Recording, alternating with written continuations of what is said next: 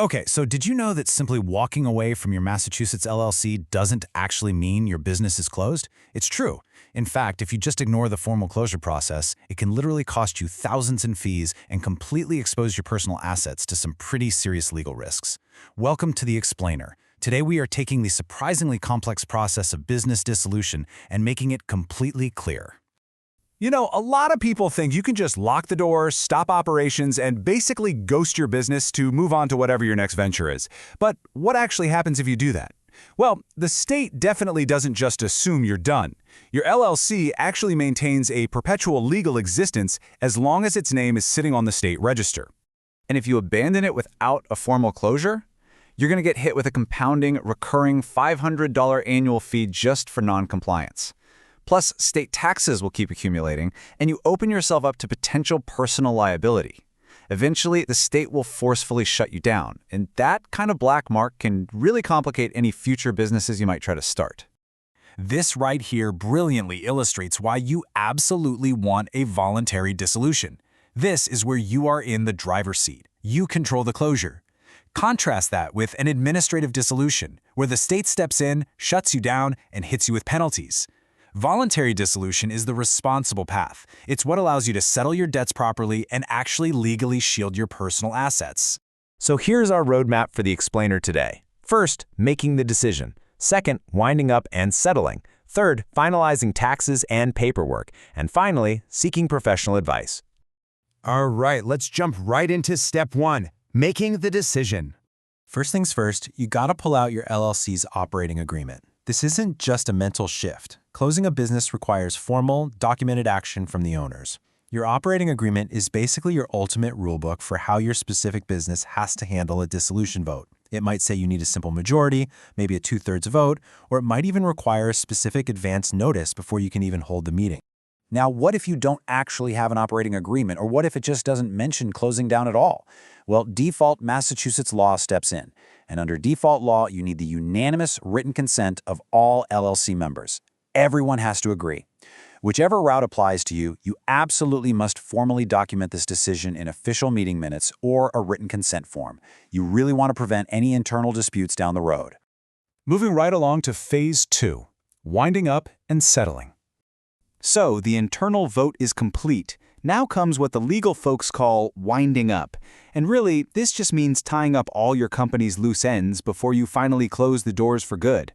It's important to note that your LLC actually continues to exist during this phase, specifically so you have the legal authority to cancel contracts, defend lawsuits, and handle your final finances. Let's make this concrete.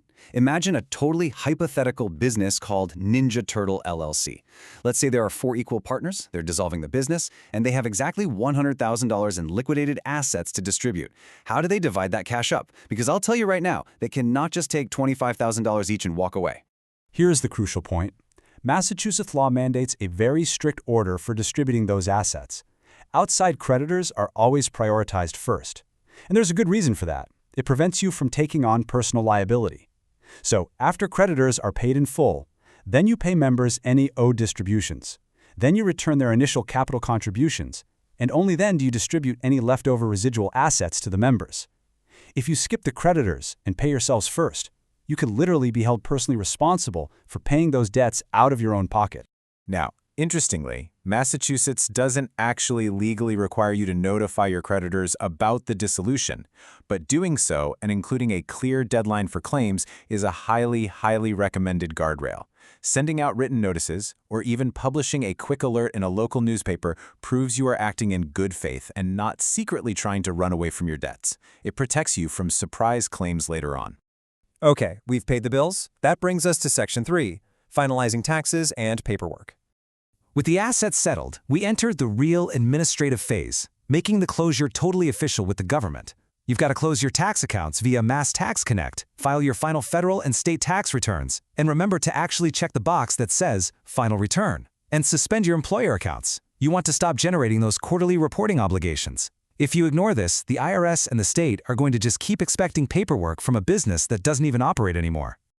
Oh, and if you had employees? This is absolutely imperative. You have to interact directly with the Department of Unemployment Assistance to fully close out your unemployment insurance accounts. You can handle this through their Quest online portal. Suspending your employer account there is just critical to stopping the endless cycle of state compliance demands. When it's finally time to file the closing paperwork, you need to know exactly what kind of entity you have. A domestic LLC files what's called a certificate of cancellation. A foreign LLC, which means out of state, merely files a certificate of withdrawal. So a domestic LLC was formed in Massachusetts, meaning canceling it ends its existence entirely.